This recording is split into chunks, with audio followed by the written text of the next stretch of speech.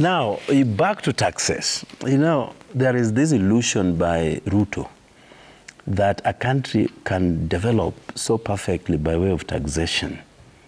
I don't know where he got this, because no country, at least from my readings, can develop solely on overtaxing its citizenry.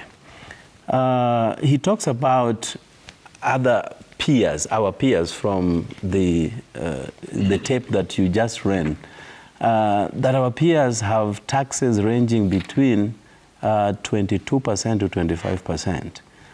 Do your research, my friend Honorable Trevor, and you will come to the realization that that is not true. Now, coming back just around our region, Uganda, Tanzania. Tanzania is mainland, you know, get their VAT taxation at 18%.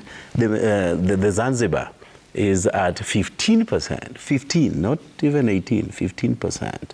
Rwanda is at 18, South Sudan is at 18, South Africa is about 15%. US is 20% on vertible goods. And the only country from my research that attracts 22% is Uruguay. And I don't know what we are going to learn from Uruguay, if at all. And even if they have thrived as a result, why would we then be compared to Uruguay and not any other country? So when President Ruto talks about our peers at 22 to 25%, then that is not informed by any empirical data that he would want us to believe.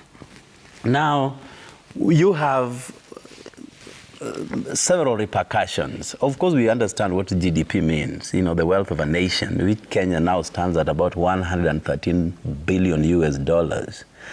And if that is the basis upon which taxation will be derived, then we come to the basics, that sometimes you may be asset rich, but cash poor. So if somebody is cash poor, do you tax him just because he's asset rich? Do you then need to offload those assets, transform them into cash so that you can pay Ruto his taxes? We must understand where our country is coming from and the basis upon which people like President Uhuru Kenyatta, during the pandemic, had to bring down the VAT from 14% to 8%. And removed or tax exempted lots of goods during that period to cushion Kenyans against adversities.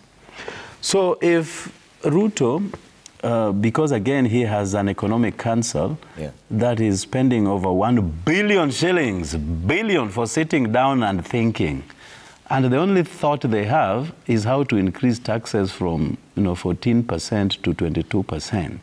That is the only thing these guys have ever come up with. Yet they gobble 1 billion shillings every year. And in fact, in this proposed budget, they are going to have much more, 1-point-something billion, for telling Ruto to increase taxes. That is the only thing that they are doing there. Okay.